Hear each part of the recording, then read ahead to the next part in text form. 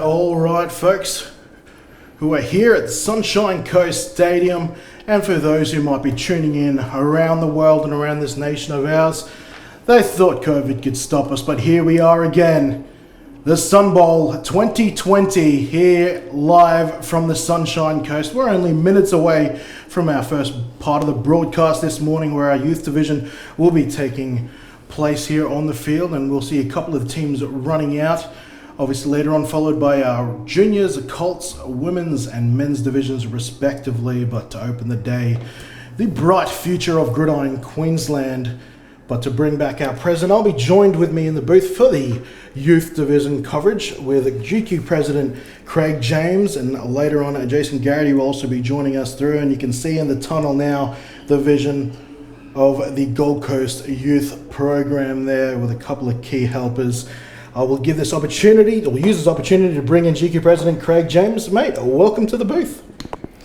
Thank you very much, Kenny. Yes, those couple of helpers in the tunnel there, that's Sarah Schultz, Christine Schultz, the coach, and James Hobby, one of the men's players who actually helps coaching with the youth program. Yeah. James Hobby has been around the Stingrays quite some time. I was getting an update on the youth order coming out in the following order. It'll be the Stingrays, followed by the combination Spartans, Raptors, the Bears, Rhinos, Cougars, and then finally the combination of the Ravens and the Thunder, called the Thunderbirds, one of the coolest names going around. And also on field, we had a couple of late changes to the officials for the youth division, but heading up the charge for each field. On field A, we've got Jason Gambia. On field B, we've got Lovable Barbara Johnson. And on field C, Ian Taylor. So that is the Sunshine Coast Stadium field. Maybe not as pristine as it was in the playoffs of 2019. They had a couple of late changes around that's looking a little sandy. But yeah, it did serve as home to the Melbourne Storm for the 2020 NRL season. Of course, they walked away with an NRL premiership, so hopefully a couple of teams looking to emulate their success here on this field today. Craig James, Youth Division, 2 minutes away from run out. Now, why don't you give us... Oh, check that. We are running out right now by Gold Coast Stingrays. I've got the Raptans following them. Is that the name they're going under? Well, that's what I've been putting on the draw each week. There are the Bears, so the Raptors Cubs and the Spartans, and it's together. They're the Thunderbirds, the Cougars, and isn't it good to have some yellow back here in Gridiron Queensland? Obviously, the Ipswich Cougars, a huge club, particularly in the early 90s of Gridiron Queensland, and fingers crossed that this junior program is what springboards that club back into prevalence here in Gridiron Queensland. Yes, well, the Cougars and the Stingrays used to have quite a battle back in the. You played in some of those, did you not? The early 2000s and late 90s. Jeez, and if you go to the Wikipedia page and you look back to the history, a lot of people don't know Gridiron Queensland pre the live stream era, I should say. There was quite the rivalry between the Cougars and the Stingrays. You're right, I think it was back and forth, and the Cougars took a couple in a row. The Stingrays got one back, and then, well, from 2006 onwards, it was a lot of Columbia Blue. Yes, there was a lot of silverware went home with the Stingrays since that date, but we've had a couple of lean years in the men's. Yes. We're doing very well in the lower grades with the juniors and the Colts. So they're your building blocks. Well, speaking about building blocks, this is what the youth program has become. It's looking healthy. It's looking well represented from a number of clubs now. But the actual youth division of the youth program as it exists today, it started a few years ago. You're one of the key people in getting it started, Craig. Take us back to the start. Well, back when youth started, basically the president of the Stingrays back in 2000, well, for the majority of the Stingrays history, Jeff Hay, has started a Sunday afternoon thing for the youth, and it was basically just going with a bit of flag and getting interest in the younger ages. We actually started at 8 years old back in the day. Jeez. And it became a little bit difficult to get that age group with the numbers, so we just continued on with 10 to 14 or 10 to 13s. So and you guys found that out to be a bit more of a productive age, I suppose? Yeah. Or a bit more recruiting age?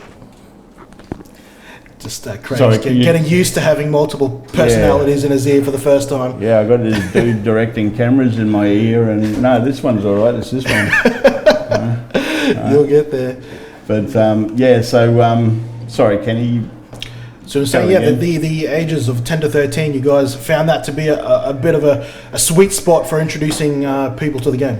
Yeah, there's a lot of interest coming from kids as they're, I suppose, playing Madden at home and then seeing American football more on TV, especially a lot more than what we used to be able to get it back in our day. You'd have one game of SBS a year. Read some news article clippings every now and again. There's more than the Super Bowl to American football. I still remember. I think it was the 06 Super Bowl or one of the early Super Bowls. I think it was the Bears Colts, Peyton Manning's first one, and I think it might have been one of the more respected newspaper articles had Robbie Gould, the kicker, pictured as their quarterback. That's the times. That's what people used to have to compete with compared to the days of KO and Game Pass and all the different sort of streams available to them nowadays. I know, it's amazing. And actually the participants of the local football, local gridiron these days are very fortunate too, having such things as the live stream that's happening today. And most clubs film their football for their coaches and for the enjoyment of the players' families and friends. And that film, ultimately ends up sometimes in the hands of an American coach that advances a player over into the college system. And hasn't that become more and more prevalent particularly in the last decade? Yeah, especially in the last decade, but even more so in the last 2 years. Yes, absolutely. Yeah. Like it used to be, once someone got wind of an Australian player getting any sort of college talks or JUCO talks, it would be the talk of the town. Now it feels like I can open my Twitter or open my Facebook, and we've got a new, young man and hopefully, ideally, young lady in the future to come. Getting an offer from, all these high schools or junior colleges or, exactly. Canadian clubs, European clubs for some of the older folks. Yeah, true. But it all starts here, and ideally a program like this only continues to increase those numbers. I'm looking at the field one there. How about the run there from the young Cougar? Getting to the outside, probably needs to work on that ball carrying arm just a little bit. He'll learn. Or she. I can't quite make it out from here. That's the advantage of having helmets, is equalises everything out there, doesn't it? Everybody looks the same. And that's exactly right. How about you talk about that as we see an incomplete pass on field 2 there. Field 3 has got the Stingrays and the Raptans, as we'll call them, the Rapton Spartans, with a beautiful grey on orange uniform there. But yes, obviously you said it started with flag football, which is a very wonderful place to start, and we'll get talking about GA's new initiative with flag football soon. Actually, I can announce that. But when did you make the decision to move to full kit, and was that a hard decision? What was the process of making that decision to move to full kit organised football? Well, back when we moved into, there was 3 clubs basically doing youth. Actually, 4. Ravens had a lift-off program running But the clubs that decided to go into gear were the Stingrays, the Logan Bears, and the Raptors. The Raptors called their crew Pee-wees. Logan called theirs Cubs. Clubs, yep. And we just called ours Youth, and Youth actually stuck as the title for the division. Oh, big tackle there on field 3. Field 2 going for a bit of a speed option look, covered well by the number 21. Gets him down by the arm, and field 1's now seeing some action. This is amazing. This is like red zone. We got our own little GQ red zone happening here. Nice run there by the 9. And how cool are some of these uniforms being mixed up there like that? I mean, it's a striking look there with the Thunder and the Ravens. They've got the Ravens purple on the back, the Thunder up the front.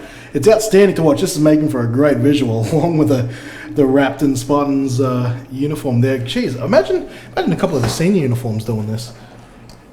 Yeah, that would be an entertaining thing. But yeah, just look at the Stingrays uniform. They've gone with a little bit of a new look this year. I was about to say, and from what I know of the Stingrays president, much more of a traditionalist. What sprung the camo change, or the digital camo change there, Craig? Well, it's still predominantly Columbia Blue. That's one thing we'll make sure that we never move away from, is the Columbia Blue. It's famous. Well, I'm still around anyway. The only change I can date back, and this steps away from the youth division talk just for a hot second there, is getting rid of, and this is pre-Spartans days even, but getting rid of the orange in the Stingrays uniform. When did that come about, and why? Well, that actually falls into my absentee period. Of course. Yeah, so I wasn't around. I was around since '87 to '92. Then moved back into football again in 2011. Any thoughts with of bringing the it back? Stingrays. And well, the orange, was something that I saw some photos of, and I thought, it's interesting. Just a hint of it. Just a hint. Yeah, no, I've only ever been involved with a club when they've been, predominantly Columbia Blue. Oh, and we might have just missed it there talking about a bit of orange and Columbia Blue chat. Thankfully, my man who will be handling a lot of the on-field correspondence, Liam Reeves, has got his eyes on the prize. Field 1 just scored its first touchdown. And we might be getting the replay of it now. They had a conversion attempt, unsuccessful. So here we are. I think this is the replay of it now. The Thunderbirds with, nope, I incomplete pass into the corner there, but the Thunderbirds on the board first here out of the 3 fields. And they tried again. I think the 2-point conversion got called back, and they got another opportunity there. So I think they've converted one there on field 1, if our guesstimations are correct. Now, Craig, so it's been a couple of years now. The youth program has come into full effect. Probably this might be one of the first 1 or 2 years, as we're getting a replay of it now. Look at that inside the pylon there. Good job, big number 99. I'm surely he'll be moving into the junior division sooner rather than later. But yes, this is one of the one of the more organised years of youth football from now and when it first started. What's the biggest improvements you've seen as far as the players' developments? Oh, it's basically, I suppose, the numbers. Mm-hmm. The numbers of young people that are interested in actually playing, both male and female, mostly male. But there's some tough girls out here too. Oh, absolutely. But the main thing that's really taken a step forward is the interest.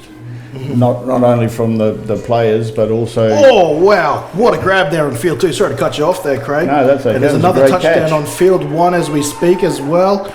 That's the Thunderbirds getting in, and a huge DeAndre Hopkins-like catch on field 2, and even had the red and black uniforms there, giving us a bit of a little accuracy to that. And there's some tough running happening on field 3. There you can see in the... Oh, here's the Thunderbirds replay. There's a nice little run up the middle there. That got them for their second score of the day. And, oh, there it is. How about that, Craig? Look at that. High pointing the ball. It too. Number 7, getting up there, high point in that football. That's getting Liam Reeves here up in the booth getting excited. But yes, numbers, and look, and obviously the more numbers there are, the more exposure there is, and for every person that participates, that means that's a mum, a dad. Oh, another big catch on field 3 as well. He caught that lying down. Yes, one of the other increases in personnel is the actual the coaches and the players from the older divisions coming down and helping out. Yeah, great catch. That concentration, a long touchdown. Geez, touchdowns are coming hard and fast here. The Cougars have sprinted down their left-hand sideline, number 80, with a big, long touchdown for the Cougars. But yes, you're right. It has provided an opportunity for some of the, the old boys, old girls of the sport to find a home in the sport again. Yeah, well, it's not only. There's a good run down that sideline there. Good replay. Good job, media. Paul Mills on the directing once again. Paul Mills back for his 7th. Well, what we might actually get to do, we might get Liam heading down there. There's so much action happening that we might send Liam down with our sideline camera and he'll be able to give us some action from there. So Liam's going to head down and meet down our sideline camera, and he's just going to give us a general lay of the land when he's down there. But as we just double checking, Liam Reeves emptying the room. But yes, oh geez, number 30 with a huge catch again. What a drive for that young player right there, Craig James. 2 big catches on that drive. Yeah, they definitely seem to be throwing to the point where we've got the littlest guy on the field covering. But that's okay. That's what you've got to do.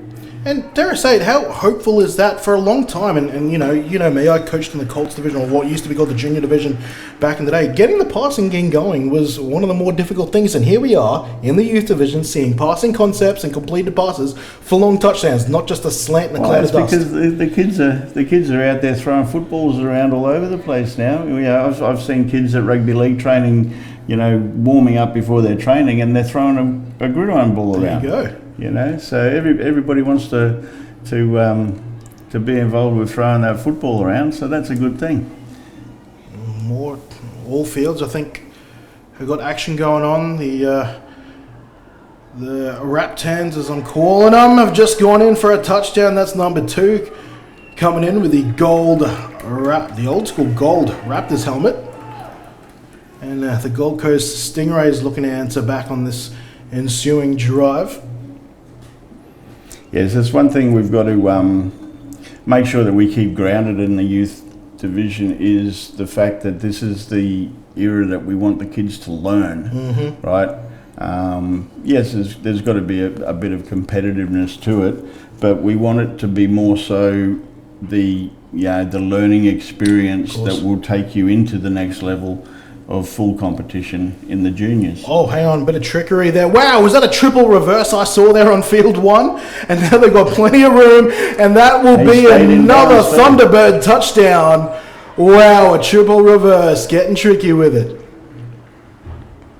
That's number 62 from the Thunderbirds with a nice long touchdown ripped down the left-hand side. So they're opening up the playbook, Craig.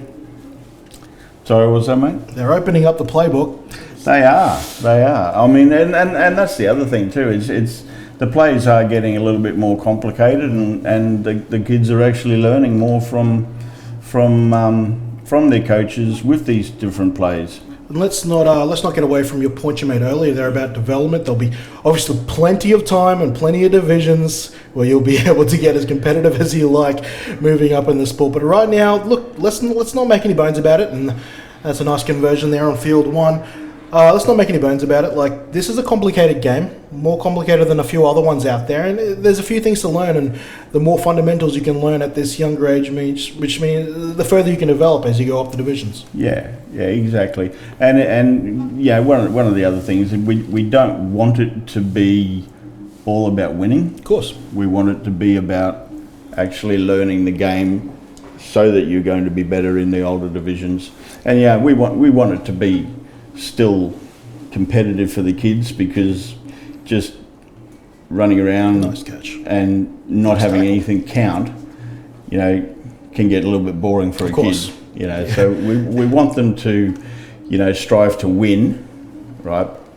But we don't want it to be You don't want to take about away winning. from... Yes, 100%. And Yeah. that's the journey in all sort of this levels of football, is finding that sweet balance and that. Where Well, that lies- I think you'll find there's nothing like this, Mhm.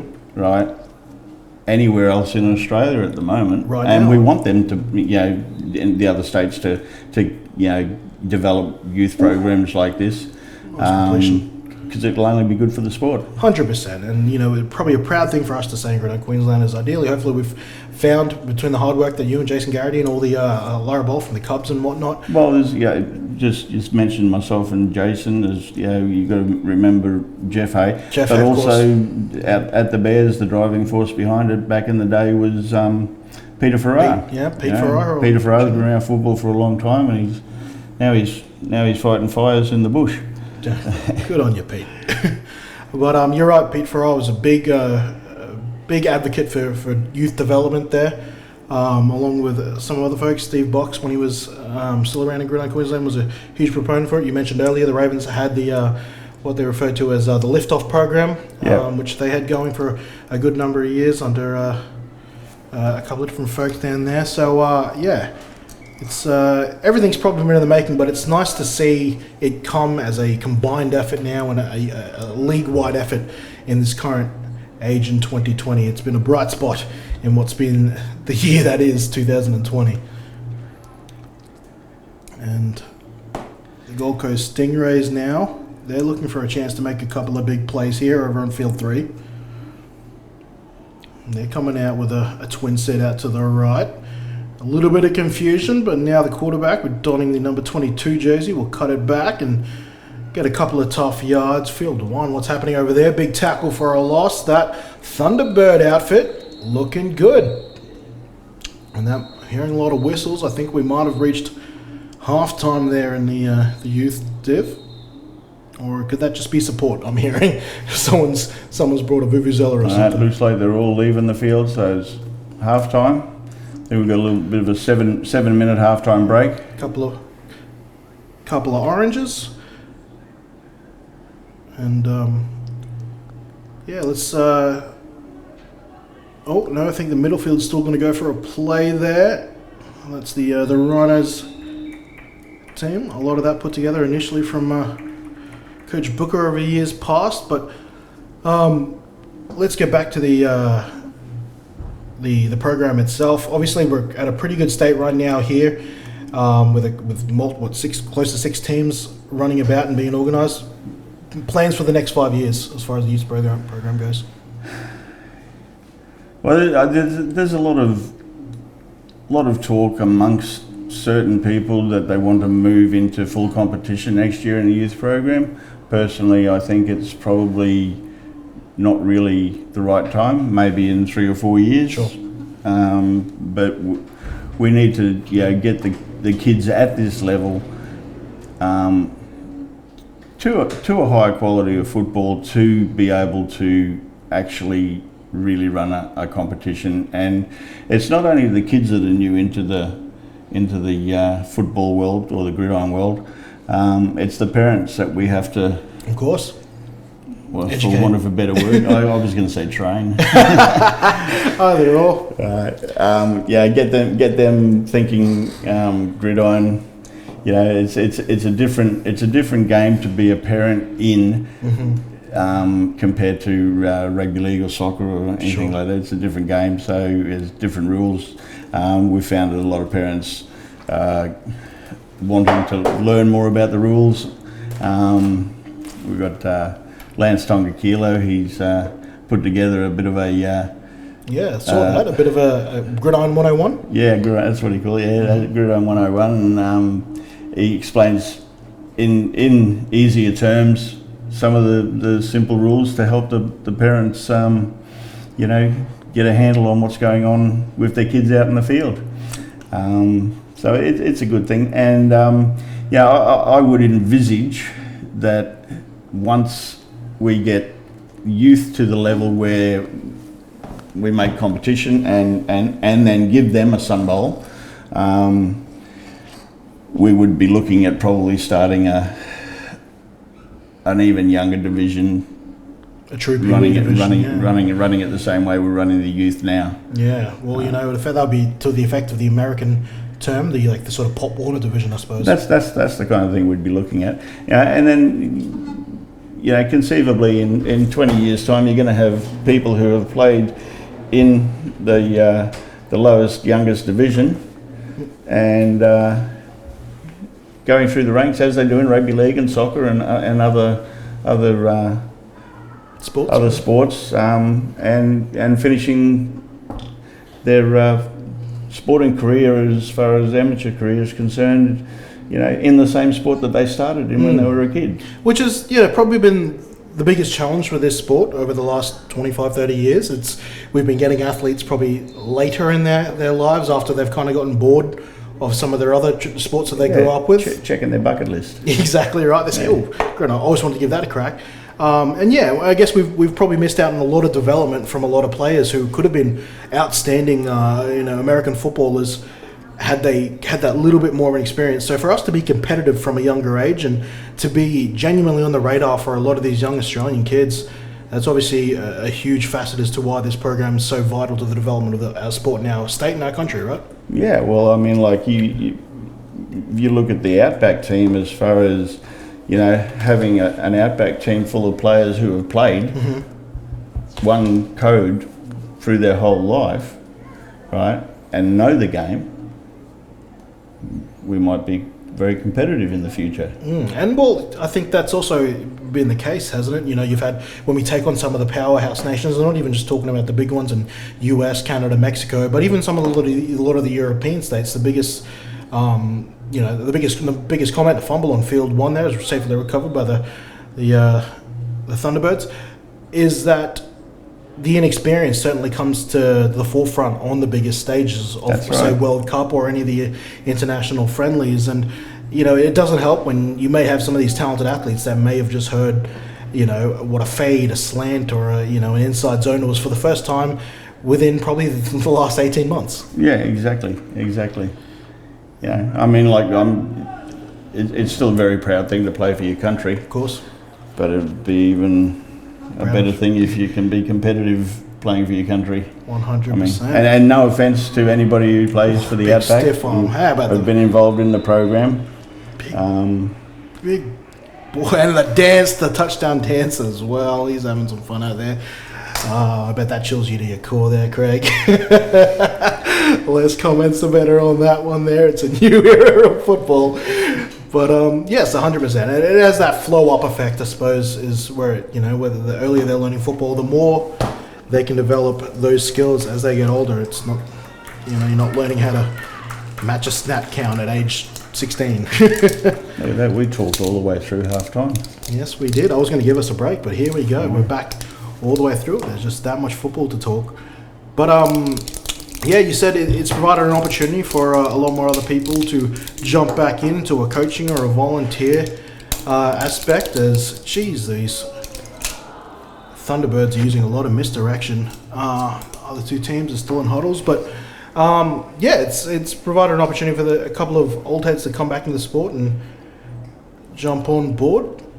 Any other particular names jumping to mind over at the Stingrays? Anyone come back through after coming out of the woodwork? So I have to have a little think about that. Yeah, I know the Bears had a few there, and I think even the Thunder have grabbed some of the players of Logan of old, and there's a big run on field too.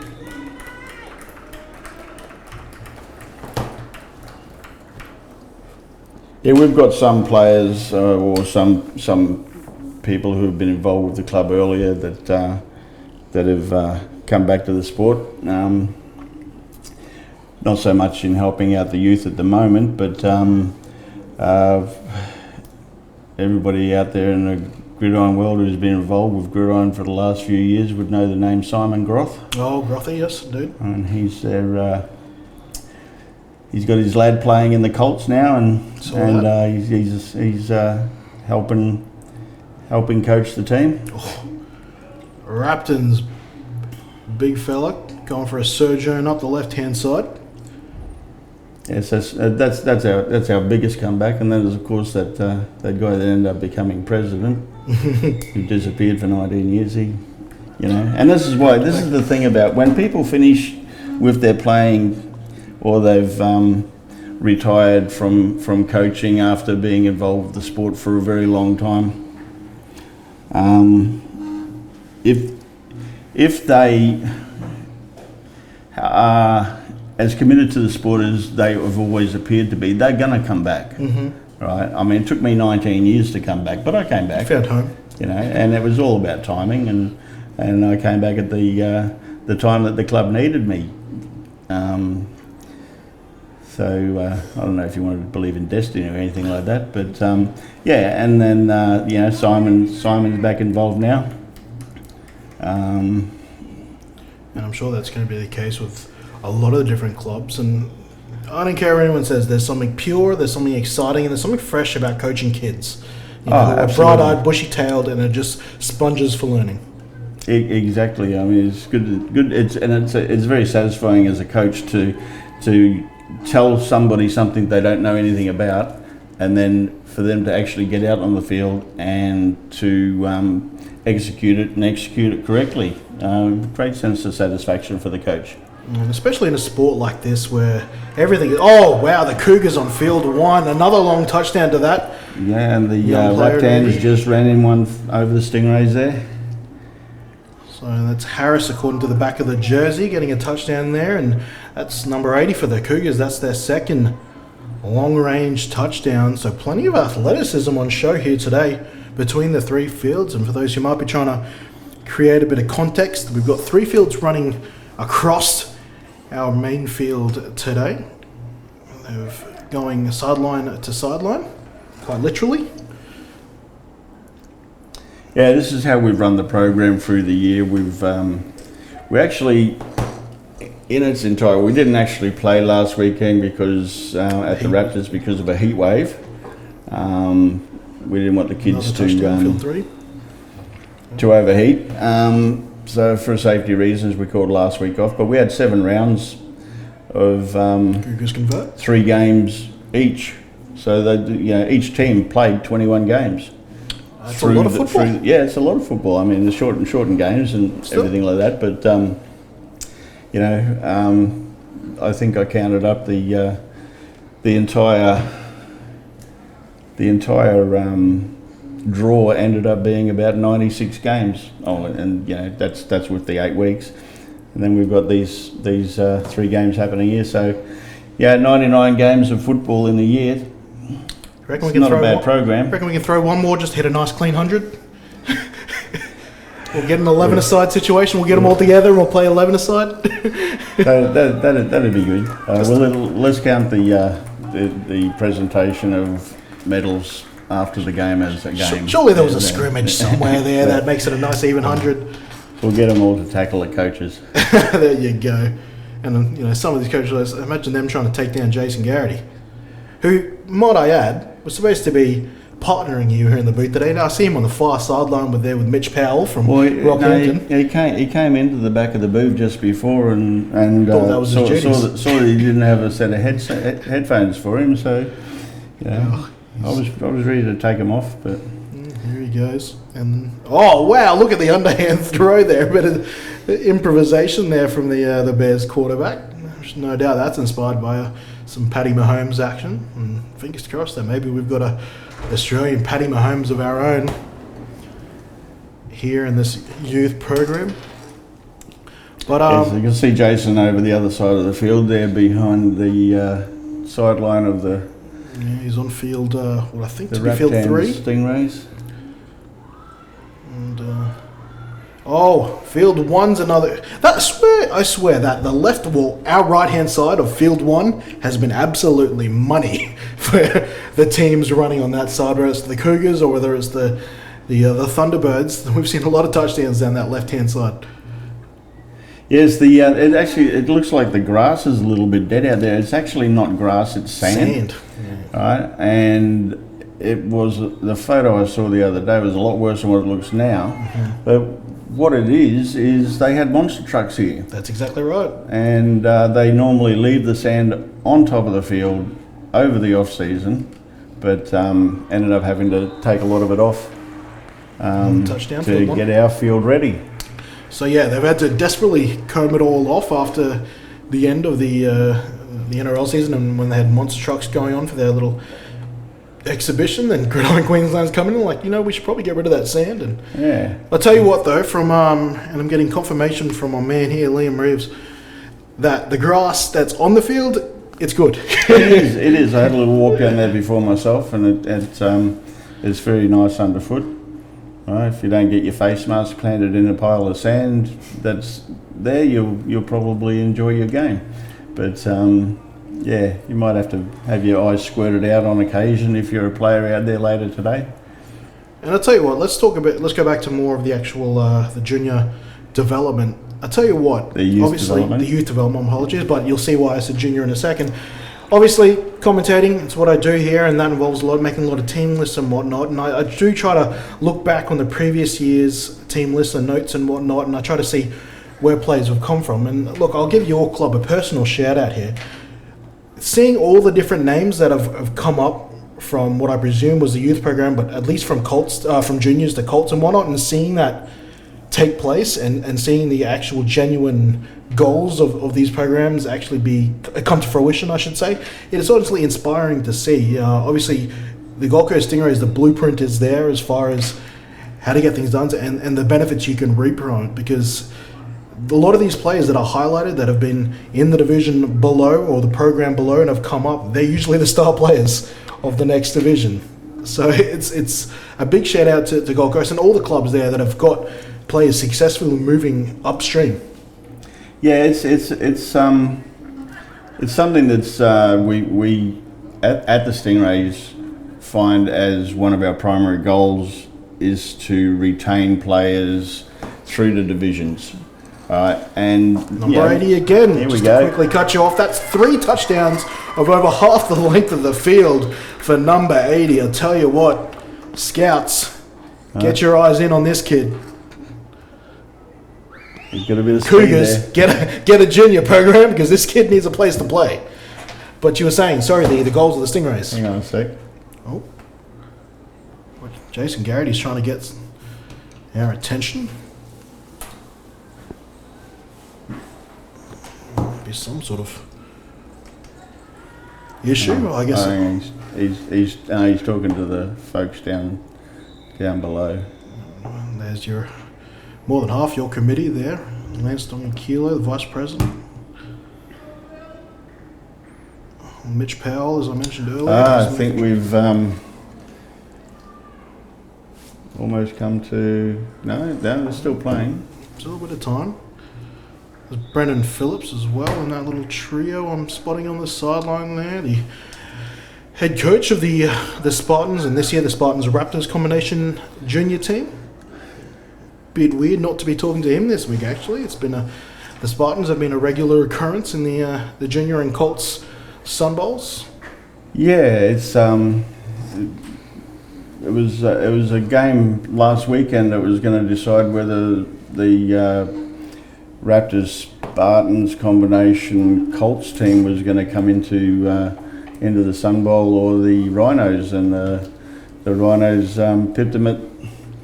Well, they actually beat them pretty convincingly, actually. Well, yeah, it isn't like, obviously didn't have players this season. COVID hit us, and you guys did a wonderful job of making sure Queensland and Gridiron did happen, albeit being in an adjusted sort of season.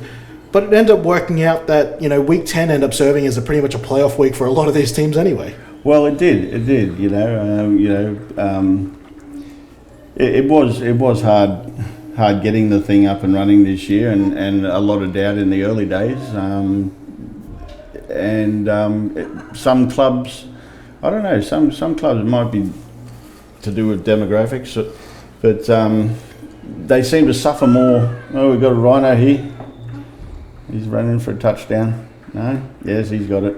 Good work. It's some of the clubs seems to have found it harder to get players than normal. I mean, everybody's percentages as far as membership was down, except for in the youth. Tip in us at number 30 over there, and for the Raptors, or the Spartans Raptors team, he's having a heck of a game there as well. An intercept, a big fella for the Thunderbirds going through. But yeah, obviously, I think everyone's decision making this year was probably a little up in the air about what they wanted to do and whatnot. I'm sure work probably became a factor for a lot of people as well. No, then we're putting COVID plans in place and restrictions and entrances and exits to our fields. It's been a massive undertaking, obviously, for anyone to be on any sport, but obviously this sport that involves so many people and so many volunteers, so many officials. You guys have done a wonderful job in the members committee to make sure that we had a functional season, and obviously here it culminates in the 2020 Sun Bowl. He was saying. We had a replay on field 1 that I might have just been talking over there, but more fantastic action. Yeah. Here we go. I'm going to get a full screen of it now. Bit of touch. Oh, look at that. On the run. Nice pass, right on the numbers. And the name escapes me there of the Logan City Juniors coach. Did head coach the youth, the junior team for the Bears last year when they had their playoff appearance here at this field. So I've got a few stats here for you if you're interested, Kenny. Go for it. So and Jaden Thompson, that's the right. Looking back through my notes. We've got 2019 player levels versus 2020. The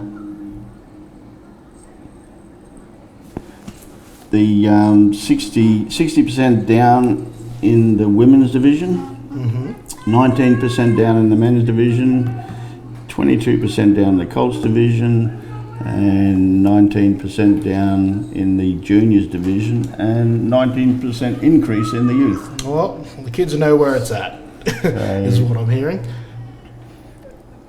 And this might be the last play of the game between the three teams, and I think it's going to be a sack. There, the balls come loose, and the Logan City Cubs jump on it. I think they're going to deem it an incomplete pass. That's the end of the third game there.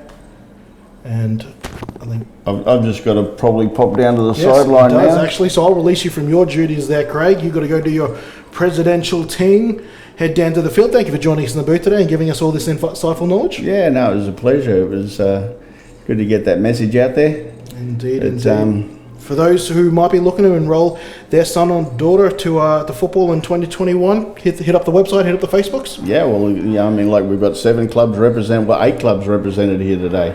In the youth program, a couple of combined clubs, but it's the future of the game, and we're looking forward to seeing what it brings. All right, I won't hold you back any further. Craig James, thanks for your time. Okay, I'll catch you later.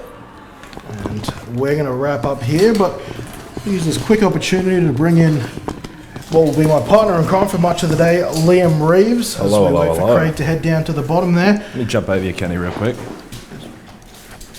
We'll have a quick second there. We're just seeing the wrap-ups of the youth division, and I might have called them juniors a good handful of times, but Liam Reeves, you're going to be popping up and down from the field and the air-conditioned booth up here at Sunshine Coast Stadium as we look to cover the 4 other divisions for today in this 2020 Sun Bowl 36 officially, starting with the juniors, finishing off with the men's. It's going to be exciting days. Overall thoughts you've got as you've arrived here this morning here at Sunshine Coast on this overcast and hopefully clear day? Yeah, well, it's always good to get in the venue like this, right? And especially, the Sun Bowl last year was at the Redcliffe Dolphins, correct? Yes, correct. So getting venues like this, I think especially for the kids, these youth teams to get in here and they're going to be blowing up their Instagrams and all that sort of stuff. They'll love it. They'll go tell the teachers and things if they're still in school. That is, pretty sure school's out. I'm pretty sure there is more than half of the men's teams fair getting play. their hashtags ready and their filters set. Don't worry, I'm already doing it. I'm not even playing today.